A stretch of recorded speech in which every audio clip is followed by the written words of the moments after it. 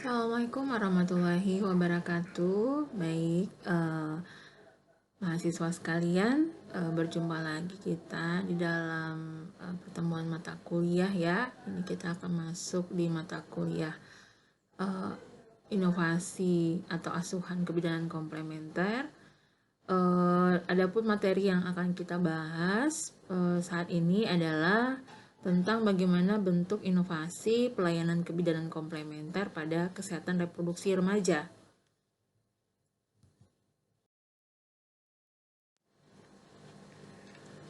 Adapun outline yang akan kita bahas pada kali ini adalah mengenai asuhan komplementer pada kesehatan reproduksi remaja yang saat ini sedang marak ya, atau sudah terimplementasikan dalam kehidupan masyarakat. Seperti contohnya ada yoga, ada herbal, acupressure, hipnoterapi, dan aromaterapi. Nah, ini yang akan kita bahas di slide berikutnya. Mungkin kita ulang lagi ya, kembali atau flashback materi sebelumnya. Apa sih itu terapi komplementer? Yang jelas ya, intinya adalah terapi komplementer itulah terapi pendukung ya, bukan terapi pengganti.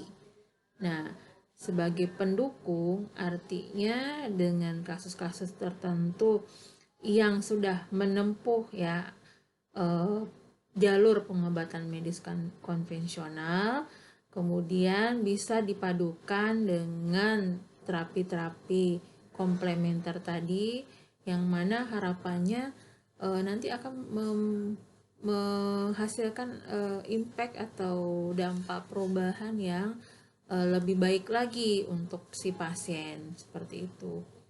Nah, jadi prinsip dari terapi komplementer ini adalah sebagai pelengkap ya, sebagai pelengkap dari standar asuhan yang sudah diberlakukan ya, sesuai dengan standar pelayanan kebidanan kita saat ini.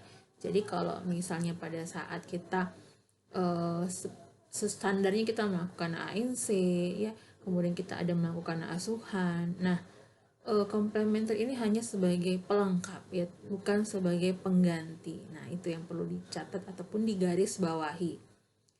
Di dalam pelayanan terapi komplementer ini, di pelayanan kebidanan itu bisa diberikan mulai dari remaja ya, kehamilan, persalinan, nifas, dan menyusui, bayi balita, wanita usia subur, bahkan lansia sekalipun.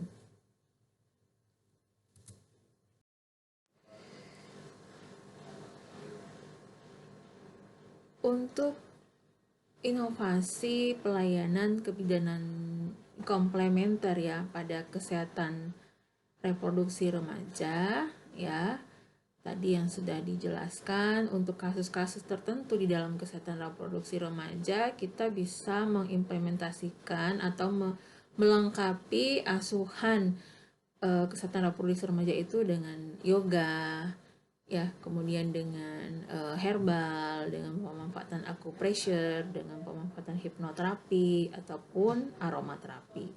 Ini akan saya jelaskan satu demi satu di slide berikutnya. Yoga. Nah, yoga ini sendiri secara harfiahnya ya, dia berasal dari kata yuj yang artinya penyatuan. Nah, latihan yoga ini sebenarnya adalah latihan yang berusaha menyatukan pikiran, tubuh ya dalam satu kesatuan. Nah, jadi kalau kita pernah atau barangkali memperhatikan orang yoga itu dia akan berusaha untuk menyelaraskan gitu ya, menyelaraskan tubuh dan pikirannya gitu ya, supaya terpusat gitu. Kemudian kita tahu bahwa yoga ini adalah suatu bentuk ilmu pengetahuan kuno ya, yang tertua, yang berasal dari India. Kemudian sudah mengalami perkembangan ya, modifikasi, dan sekarang dirancang sebagai bentuk salah satu seni olahraga yang tujuannya untuk memperkuat ya, untuk membentuk sikap tubuh, untuk menenangkan pikiran ya, untuk supaya bisa fokus gitu ya, sebelum barangkali masuk ke dalam tahap berikutnya, yakni meditasi. Nah, yoga ini sendiri sudah menjadi tren ya, sudah menjadi tren kehidupan masyarakat, terutama masyarakat perkotaan saat ini. Nah, sementara bagaimana di pelayanan kebidanan sendiri, ternyata yoga sudah menjadi salah satu pelayanan kebidanan komplementer yang bisa diimplementasikan di dalam siklus kehidupan perempuan. Nah, ini adalah contoh ya yang bisa dilihat, yang saya ambil di beberapa web ya, penata laksanaan. Jadi kalau yoga pada remaja ini sifatnya adalah sebagai bentuk seni olahraga. Jadi kalau misalnya kan remaja itu biasanya untuk remaja putri ya, kalau olahraganya mungkin bisa basket ya, yang biasanya dilakukan itu seperti renang ya, atau mungkin olahraga bela diri atau sepeda gitu ya, berlari dan sebagainya. Nah, ternyata yoga ini sendiri pun sekarang sudah menjadi pilihan bagi para remaja sebagai pilihan olahraga yang nyaman dan barangkali menyenangkan untuk mereka lakukan.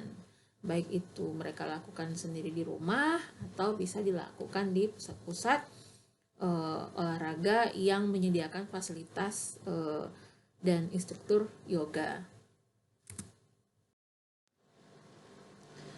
Lalu apa manfaat yoga pada remaja? Tentu manfaatnya yang sama saja dengan ketika yoga dilakukan oleh orang dewasa gitu ya. Hanya barangkali di sini lebih bagaimana juga terfokus pada kegiatan mereka sebagai remaja.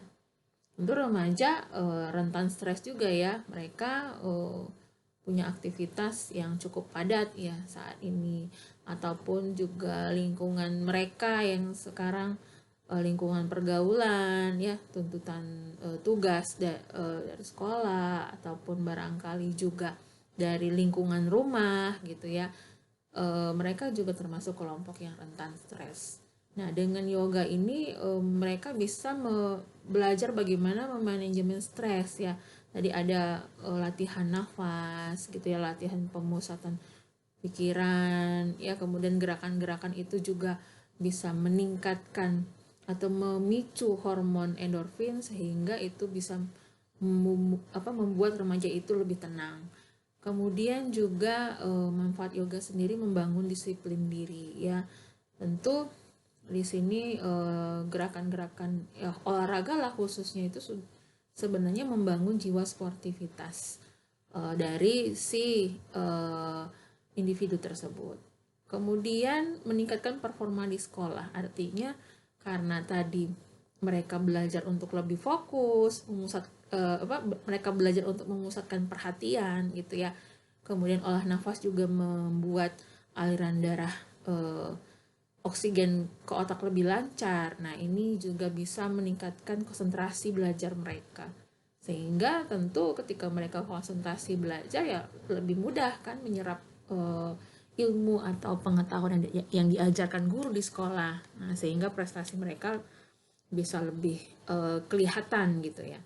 Kemudian menjaga berat badan. Nah, di sini juga tentu kan gerakan yoga itu memang kelihatannya tidak berat ya, tapi sebenarnya untuk posisi-posisi tertentu juga membutuhkan effort atau usaha dan juga membakar kalori dan lemak. Nah, dengan rutin beryoga tentu berat badan mereka bisa lebih terjaga ya, apalagi kalau untuk remaja-remaja yang obesitas ini cukup bagus. Kemudian melatih kekuatan. Nah, yoga sendiri kan untuk melatih kelenturan ya, otot-otot lebih lentur ya, kemudian juga berusaha untuk stake di posisi tertentu, dan itu kan membutuhkan kekuatan. Nah, dengan otot yang terus dilatih, tentu anak-anak itu akan menjadi lebih kuat ya fisiknya, seperti itu.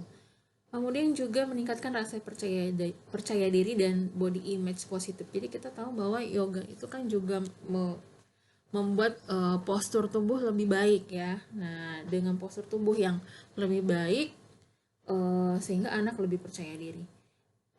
Dan juga manfaatnya melatih pernafasan ya, meningkatkan mood dan fungsi kognitif ya, dan memperbaiki postur tubuh. Nah, inilah beberapa manfaat yang bisa dirasakan oleh remaja ketika mereka melakukan yoga. Lalu apa evidence base atau bukti empirisnya ya? Jadi setelah saya search di Google Chiniki atau Google Scholar, banyak sudah akademisi yang meneliti terkait bagaimana implementasi yoga ini di dalam kesehatan reproduksi remaja. Terutama kita bicara kesehatan remaja putri ya. Nah, di sini ada yang sudah meneliti mengenai pengaruh yoga terhadap nyeri menstruasi pada remaja. Nah, jadi ini metode karya ilmiahnya adalah studi literatur ya. Studi literatur itu adalah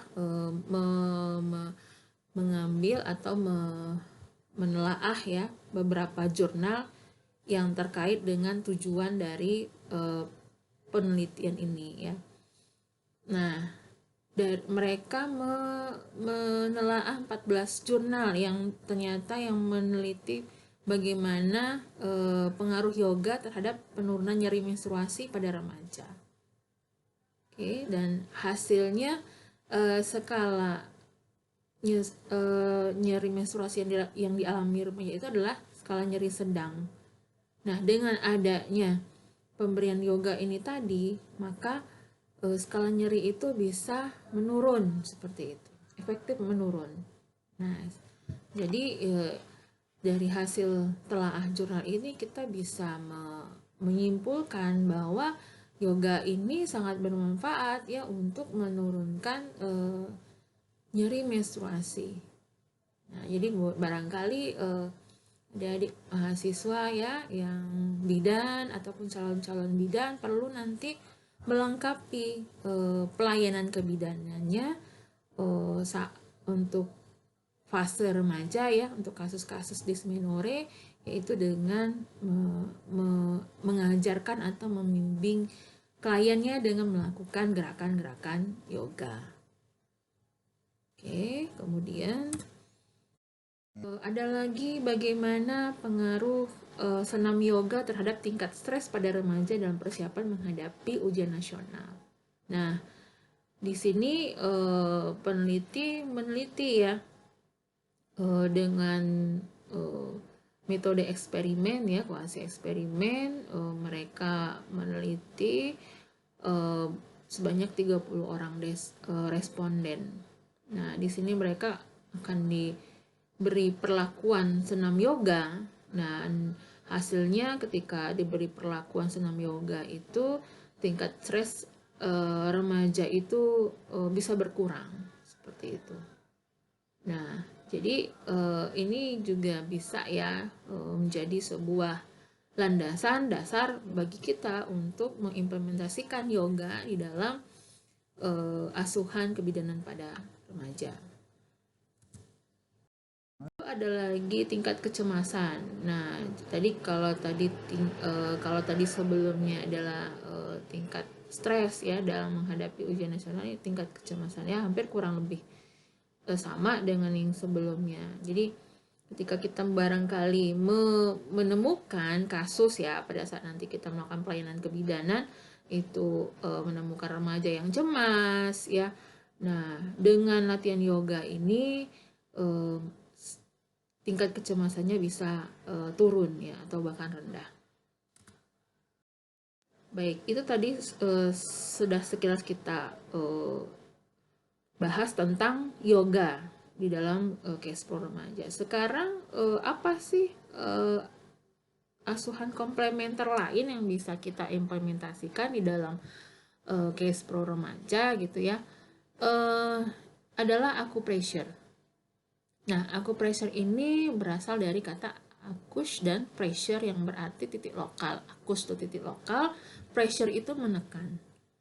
Nah, jadi kita mengenali bahwa acupressure adalah teknik penyembuhan tradisional asal Cina yang menggunakan jari-jari tangan, ya jari-jari tangan si terapis ya atau nakes, ataupun menggunakan alat-alat bantu yang tumpul sifatnya, seperti stik kayu. Nah, dengan cara menekan titik tertentu pada tubuh.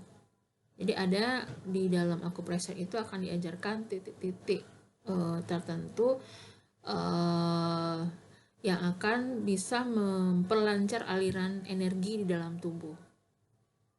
Nah, acupressure ini sendiri juga dikenal dengan istilah memberikan rangsangan atau stimulasi titik akupuntur. Jadi sebenarnya yang dipakai atau yang dilakukan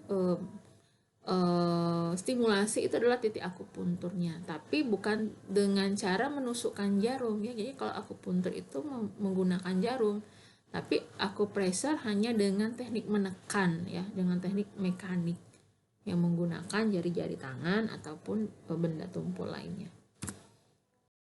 Lalu nanti kita tahu bahwa sebenarnya di dalam tubuh kita ini ada jalur meridian ya. Jalur meridian itu adalah jalur energi. Nah, ketika misalnya itu salah satu jalur itu tersumbat, itu biasanya akan menimbulkan rasa sakit. Nah, ya karena energi itu tidak seimbang berjalannya. Ya itu dasar pengobatan tradisional Cina ya. Makanya yin dan yang ya itu harus seimbang. Ya, kedua energi itu harus seimbang. Nah, di sini acupressure itu bisa memperbaiki ketidakseimbangan tadi. Jadi aliran mana yang tersumbat dengan adanya penekanan di daerah titik yang sakit tadi, ataupun barangkali yang dirasakan kurang nyaman tadi, jika dilakukan penekanan dengan teknik tertentu, dengan waktu tertentu, itu bisa membuka aliran itu, sumbatan aliran itu sehingga menjadi lancar kembali. Nah, di sini manfaat acupressure ya, manfaat acupressure salah satunya adalah untuk pencegahan penyakit ya, pencegahan. Kemudian juga bisa salah satunya adalah menyembuh. Barangkali tidak sembuh total, artinya ada kasus-kasus tertentu yang dia tidak langsung sembuh dengan acupressure ya, tapi tetap harus melalui jalur jalur pengobatan medis ya. Jadi ada kasus-kasus tertentu yang tidak bisa dengan acupressure, misalnya dengan kasus pembedahan contohnya, itu tidak bisa dilakukan terapinya dengan acupressure ya. Jadi ada menyembuhkan penyakit dengan kasus-kasus tertentu ya. Kemudian rehabilitasi ya, mengembalikan kondisi tadi ya, keseimbangan tubuh ya, untuk barangkali ada titik-titik tertentu yang tersumbat aliran energinya. Dan tentu saja di sini juga dengan penekanan pada titik-titik tertentu yang dia berhubungan dengan kerja organ, dan itu nantinya juga bisa meningkatkan daya tahan tubuh si klien tersebut. Dan yang ini yang sudah jelas ya, manfaat acupressure adalah mengurangi atau menghilangkan rasa nyeri. Misalnya barangkali kita ada kecemasan, atau misalnya kita mual dan muntah gitu ya, atau misalnya kita merasakan sulit atau konstipasi ya, atau sulit BAB. Nah, itu bisa dikurangi ya, ataupun bisa dihilangkan keluhan itu dengan melakukan acupressure ya pada titik yang tepat tentunya. Nah, teknik acupressure yang benar gunakan kekuatan yang tepat ya. Jadi kita lihat dulu ini pasiennya pasien anak, pasien bayi, anak atau orang dewasa. Ya, kemudian pasien ini sakit atau tidak seperti itu ya. Klien ini sakit atau tidak. Kemudian juga pastikan bahwa kita lihat nih dia gemuk atau kurus gitu ya. Jadi tentu memperhatikan kondisi pasien itu juga berhubungan dengan kita akan menggunakan kekuatan yang tepat ya, supaya apa, supaya pada saat kita melakukan acupressure itu pasien juga merasa nyaman ya, bukan menjadi kesakitan.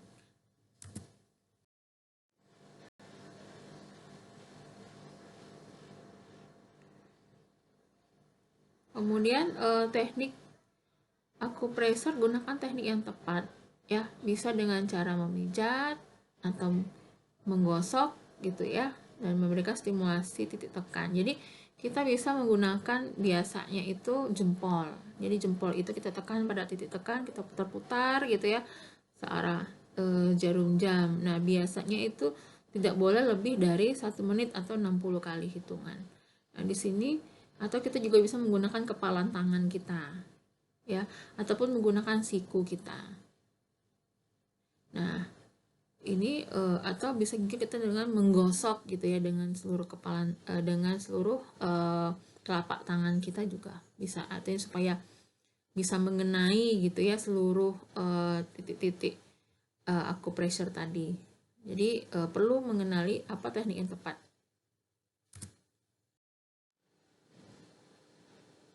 Di sini juga menekan area titik ya, artinya ketika titik itu harus ditekan, ya ditekan ya, jangan digosok. Jadi ada beberapa titik-titik itu yang tidak boleh kita pijat ya, yang kuat ya. Jadi tekan saja dengan tenaga yang stabil. Nah, jadi memang harus sebenarnya acupressure ini akan lebih baik kalau bidan-bidan itu memang mengikuti pelatihannya ya, supaya ilmu yang didapat itu lebih komprehensif, kemudian juga sudah langsung dipraktekkan dan di bawah bimbingan trainernya ya, sampai dikatakan kompeten dan baru bisa melakukan itu ke pasien. Juga kita menekannya dalam waktu yang sesuai tadi ya. Kalau anak-anak itu tidak boleh lebih dari 30 kali ya, 30 kali hitungan. Nah, kalau orang dewasa itu untuk keluhan ringan kita berikan tekanan cukup ya selama 1 menit atau 60 kali hitungan. Bagaimana kalau misalnya kita nanti melakukannya lebih ya? Nah, bisa nanti terjadi efek samping, misalnya bengkak ya, ataupun rasa kesakitan pada pasien tersebut. Nah, kemudian di sini acupressure lakukan pada saat kondisi yang tepat ya, bukan pada saat klien tuh kok misalnya kebelet mau PAK atau PAB gitu ya, atau misalnya sedang makan dan minum gitu ya. Jadi memang dalam kondisi yang rileks, bisa dilakukan pada saat posisi duduk ataupun berbaring. Nah, jadi pasien itu hindarkan, kalau bisa matikan telepon genggam dan bisa digunakan aromaterapi ya, atau musik yang membuat pasien itu lebih rileks gitu ya, sehingga nanti teknik acupressure yang kita lakukan itu lebih efektif. Nah, ini adalah evidence base ya. Ini salah satu jurnal yang saya ambil dari rekan sejawat saya di kampus. Di sini Bu Eca dan tim sudah meneliti ya bagaimana pengaruh acupressure terhadap dysmenorrhea pada mahasiswi Stikes Baitur Rahim program studi D3 kebidanan. Nah, di sini mereka sudah meneliti titik-titik, salah satunya ya LI4 ya, ST36, SP6 ya, LV3. Ini adalah titik-titik acupressure-nya. Nah, di sini jika ditekan ya selama kurang lebih 60 kali atau 1 menit. Nah, ini bisa mengurangi nyeri ya pada menstruasi. Jadi dysmenorrhea primer ya. Nah, ini yang dilakukan eksperimennya, penelitian eksperimennya. Oke, dan ini tentu harus dilakukan secara rutin ya, bukan hanya sekali langsung hilang, tidak. Jadi memang harus dilakukan secara rutin selama rasa nyeri dysmenorrhea itu dirasakan oleh si remaja tadi. Baik, itu tadi tentang acupressure ya. Kemudian barangkali tadi implementasinya baru yang ditemukan adalah penelitiannya pada acupressure pada dysmenorrhea. Mungkin mahasiswa yang lain bisa meneliti nanti ya, tugas akhirnya bisa menjadi inspirasi bagaimana penerapan acupressure pada kesehatan reproduksi remaja untuk kasus yang lain selain dysmenorrhea ya, apakah misalnya gangguan kecemasan atau misalnya untuk yang gangguan sultan tidur ya dan sebagainya. Nah, sekarang kita masuki adalah herbal. Herbal ini salah satu bentuk yang bisa dilakukan ya, komplementer pelengkap, asuhan komplementer pelengkap untuk kasus kesehatan reproduksi remaja. Nah, kita tahu bahwa herbal ataupun yang dikategorikan jamu ya, itu adalah ramuan atau bahan yang berupa tumbuhan atau dari hewan atau bahan mineral atau campuran dari bahan tersebut yang secara turun-temurun telah digunakan untuk pengobatan. Jadi ini sudah dari sejak nenek buyut kita sudah turun-temurun itu dilakukan. Nah, berdasarkan pengalaman itulah bisa kita ambil ya sebagai ramuan-ramuan yang bisa kita pergunakan untuk mengatasi keluhan di dalam kasus kesehatan reproduksi remaja.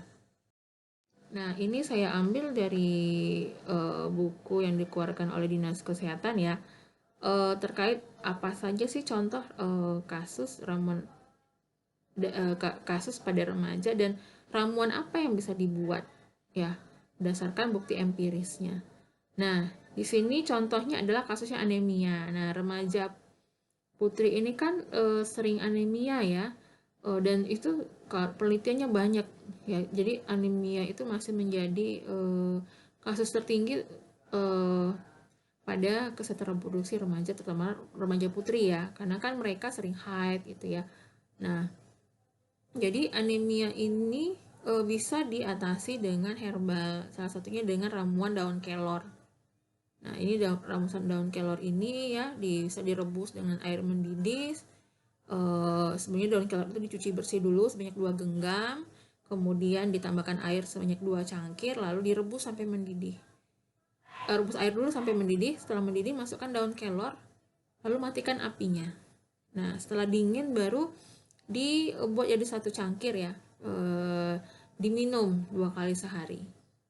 Nah, ini efektif ya. Silahkan Bu, kalau misalnya nggak suka, kalau mau dijadikan sayur juga boleh ya, atau misalnya diolah menjadi bahan panganan lain seperti misalnya pepes tahu kelor juga lebih bagus seperti itu. Ya, ini yang penting kelor ternyata bisa meningkatkan kadar hemoglobin dalam darah. Kemudian ada juga nyeri haid. Nah, nyeri haid ini biasanya kita ada yang dikenal dengan ramuan kunyit asam. Nah, ramuan kunyit asam ya, ini juga bisa ditambah misalnya dengan rimpang-rimpang lain ya, seperti misalnya temulawak, biji kedaung, daun sembung ya, asam jawa, gula aren, dan air. Ataupun kunyit asam juga bisa untuk menurunkan nyeri haid atau dysmenorrhea. Oke. Nah, di sini dari hasil penelusuran saya ya, evidence based atau bukti empiris yang sudah ditemukan atau diteliti untuk kasus dysmenorrhea pada remaja yang banyak atau sudah secara turun-temurun dipakai, yaitu adalah jenis herbal temulawak ya, kemudian bunga telang, bisa juga dari kedelai, asam jawa, kunyit, jahe gitu ya, wortel. Nah, ini wortel juga kebetulan salah satu bimbingan saya sudah melakukan penelitian studi literatur ya, bagaimana pengaruh jus wortel terhadap penurunan nyeri dysmenorrhea primer gitu.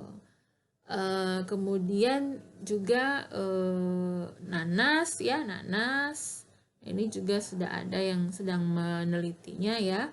Kemudian madu, kelapa, dan kunyit sari putih. Nah, di sini adalah herbal-herbal yang berpotensi memiliki manfaat untuk pereda nyeri dysmenorrhea sebagai terapi komplementer pada case remaja untuk kasus dysmenorrhea. Kemudian di sini for albus. Nah, jadi ada juga remaja-remaja itu yang mengalami kasus keputihan ya, keputihan. Nah, untuk kasus keputihan ini secara empirisnya sudah ada yang meneliti ya bahwa bisa dikurangi dengan penggunaan rebusan daun sirih hijau ya, atau misalnya rebusan daun atau misalnya sirih merah. Nah, sirih merah itu juga bisa misalnya direbus airnya diminum gitu ya, atau misalnya jus nanas, nah ataupun daun sirsak. Oke. Itu untuk herbal-herbal yang sudah diteliti yang mempunyai manfaat untuk mengatasi keputihan pada kesehatan reproduksi remaja. Oke, sekarang kita masuki hipnoterapi. Nah, hipnoterapi termasuk di dalam pelayanan komplementer. Sebenarnya apa sih hipnoterapi itu? Jadi hipnoterapi itu adalah metode relaksasi ya, yang mana tingkat konsentrasi pasien harus tinggi ya, sehingga ketika fokus dia tinggi, dia akan lebih mudah menerima sugesti. Nah, tujuan dari hipnoterapi ini adalah membantu klien mengontrol keadaannya dengan kesadaran lebih baik. Jadi ketika pasien itu sudah menerima sugesti dan itu masuk di alam bawah sadar, nah ketika dia sudah sadar kembali, sugesti itu yang akan tertanam dan menjadi kesadaran pasien itu. Ya. Nah, saat pasien itu terhipnotis, ya artinya ini kan pasien itu masuk ke dalam alam bawah sadarnya ya, dia akan lebih mudah untuk mengungkapkan emosi negatif yang dia rasakan selama ini, yang dia pendam, kemudian luka dan tekanan batin yang selama ini dia sembunyikan ya, ataupun mungkin kebiasaan buruk atau kejadian traumatis yang lama gitu ya, terpendam di dalam dirinya. Nah, ini bisa dikeluarkan dengan cara hipnoterapi. Nah, hipnoterapi sendiri atau yang melakukan hipnoterapi itu ya, itu harus mampu membimbing kliennya untuk merubah persepsi buruk tadi. Ya, harus bisa memberikan sugesti positif. Tadi kan pasien itu punya persepsi atau emosi negatif ya. Nah, ketika keluar, itu hipnoterapis harus bisa menggantikannya atau memberikan sugesti positif ya sebagai penggantinya, sehingga nanti ketika terkait dengan masalah yang dihadapi. Jadi ketika nanti pasien sudah sadar, dia akan merasa lebih fresh, lebih plong gitu ya. Lebih apa ya namanya ya, ya lebih lega seperti itu. Secara mental emosional. Nah, ini manfaat hipnoterapi secara menyeluruh ya. Contoh, memang setelah di hipnoterapi itu klien-klien akan merasakan lebih rasa yang plong, lega gitu ya. Ya rasa lebih apa ya rasanya, ya itu tadi yang menggambarkan rasa kesejahteraan secara menyeluruh gitu ya, bukan hanya merasa segar secara fisik, tapi juga merasa baik secara mental dan emosional. Dan juga hipnoterapi ini bisa memperbaiki suasana hati atau mood seseorang ya. Jadi tadinya yang dia jadi saya sudah mengikuti ya pelatihan hipnoterapi di tahun 2018. Jadi pada saat pelatihan itu kami sudah mencobakan pada mahasiswa kami ketika mahasiswa itu sebenarnya dalam kondisi yang biasa saja gitu ya moodnya, tapi ketika di hipnoterapi diberikan sugesti, misalnya kita berikan sugesti, oh mahasiswa ini menjadi lebih periang, lebih optimis, lebih semangat. Nah, ketika sugesti itu sudah masuk dalam bawah sadar, nah ketika pasien itu sadar dari sadar dari hipnotisnya itu, eh, suasana moodnya itu sesuai dengan sugesti positif yang dimasukkan, yang sudah ditanamkan sebelumnya oleh kami gitu ya, oleh si terapis seperti itu. Nah, kemudian juga menghadirkan perasaan yang penuh dengan harapan ya. Juga bisa mengatasi beberapa kondisi yang tidak bisa selesai hanya dengan meminum obat gitu ya. Bisa misalnya contoh perilaku ingin menghilangkan perilaku merokok ya, atau misalnya sulit konsentrasi, atau barangkali merasakan tekanan batin ya, atau stres berat seperti itu. Kemudian juga bisa mengatasi beberapa perilaku negatif yang bisa membuat depresi ya. Nah, ini adalah manfaat hipnoterapi secara menyeluruh. Kemudian apakah ada evidence base-nya? Ada. Jadi sudah ada yang meneliti terkait bagaimana, lagi-lagi kasus dysmenorrhea ya. Jadi untuk dysmenorrhea ternyata pelengkap atau asam komplementernya itu banyak. Ya, tadi bisa dengan acupressure, ya bisa dengan yoga, ya bisa dengan herbal, dan ternyata juga bisa dengan hipnoterapi. Nah, jadi ketika di hipnoterapi, tingkat nyeri dysmenorrhea itu sebelum dan sesudah, jadi sesudah dilakukan hipno itu mengalami penurunan. Kemudian bagaimana dengan kasus yang lain? Nah, ini barangkali untuk remaja putra ya, ataupun juga remaja putri yang sekarang kita temukan ya tidak asing atau tidak malu lagi untuk merokok di apa ya, di halayak umum ya. Nah, merokok ini bisa dikurangi ataupun dihilangkan untuk frekuensi. Nah, ini evidence base-nya adalah terapi hipnoterapi untuk mengurangi frekuensi merokok pada remaja. Dan hipnoterapi ternyata efektif untuk mengurangi perilaku itu tadi. Nah, kemudian bagaimana dengan perilaku yang lain gitu ya, barangkali ini nanti bisa jadi inspirasi ya untuk topik-topik penelitian terkait skripsi, barangkali bagaimana nanti hipnoterapi juga bisa diteliti ya, pengaruhnya terhadap bagaimana perilaku remaja yang mengkonsumsi narkoba misalnya, atau misalnya pengaruh hipnoterapi pada remaja yang stres ya karena berasal dari lingkungan broken home misalnya, atau misalnya remaja-remaja yang mempunyai perilaku-perilaku negatif akibat permasalahan yang mengganggu mental emosionalnya. Nah, itu bisa jadi salah satu ide untuk topik penelitian. Itu tadi hipnoterapi. Yang terakhir adalah kita akan bahas adalah aromaterapi.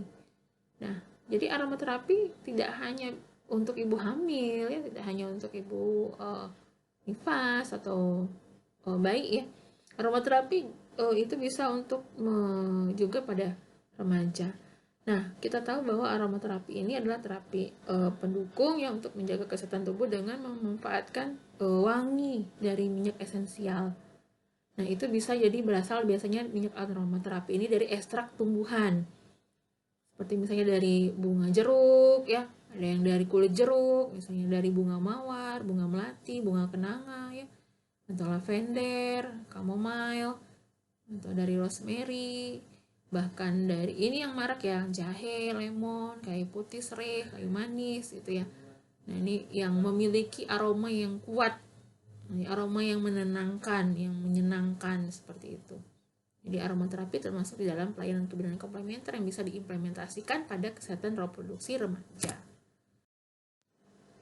Bagaimana cara kerja aromaterapi? Nah, aromaterapi itu kalau ketika masuk di dalam rongga hidung, tentu dia merangsang sistem saraf di otak. yang berperan di dalam pengaturan emosi ya, sistem limbik namanya.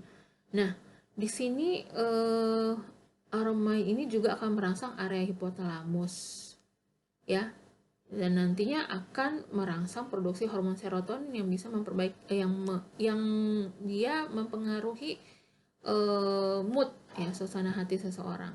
Nah, dengan adanya aroma tadi yang menenangkan, menyenangkan gitu ya, itu bisa membuat suasana hati seseorang tuh menjadi lebih baik.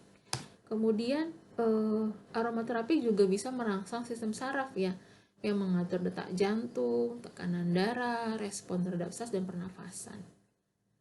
Dan penggunaannya itu banyak, yang ada yang sifatnya seperti diffuser ya, yang menimbulkan uap yang dihirup, yang masuk ke dalam sistem pernafasan. Ada yang juga dengan cara dioles ya, dioles di kulit. Nah, sehingga ketika dioles dia bisa memiliki efek tertentu, misalnya sebagai anti gatal ya, atau anti nyeri seperti itu. Cuman kadang-kadang perlu diperhatikan ya, jenis-jenis aromaterapi tertentu itu juga bisa menimbulkan efek samping yang tertentu ya untuk penggunanya, misalnya iritasi atau radang, maka perlu diperhatikan terutama untuk bayi ya, untuk bayi, untuk anak yang kulitnya lebih sensitif, apakah jenis aromaterapi tertentu ini baik atau tidak untuk mereka, seperti itu ya.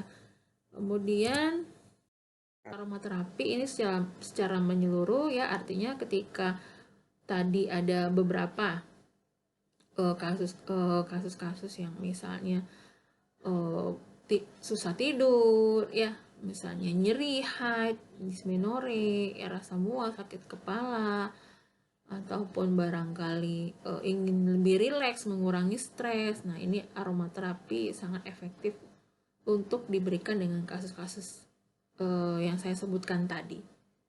Seperti itu ya, ini adalah berbagai macam ya manfaat dari aromaterapi. Apa evidence base-nya? Jadi dari telusuran saya sudah ada yang meneliti aromaterapi lavender terhadap penurunan nyeri dysmenorrhea primer pada remaja putri. Jadi memang kalau penelitian-penelitian itu masih banyak pada ibu bersalin, ya, aromaterapi pada ibu hamil, ya. Nah, barang ini untuk penelitian penggunaan aromaterapi pada remaja masih cukup minim ya. Nah, ini juga bisa jadi ide topik penelitian untuk mahasiswa sekalian pada saat akan menyusun tugas akhirnya. Oke. Ini bagaimana pengaruh aromaterapi terhadap kualitas tidurnya. Jadi setelah hasil penelitian ini menggambarkan kualitas tidur remaja itu lebih baik setelah diintervensi dengan aromaterapi. Gitu. Jadi bagi yang remaja yang insomnia, yang sulit tidur, yang cemas, nah penggunaan aromaterapi ini sangat efektif untuk meningkatkan kualitas tidur mereka.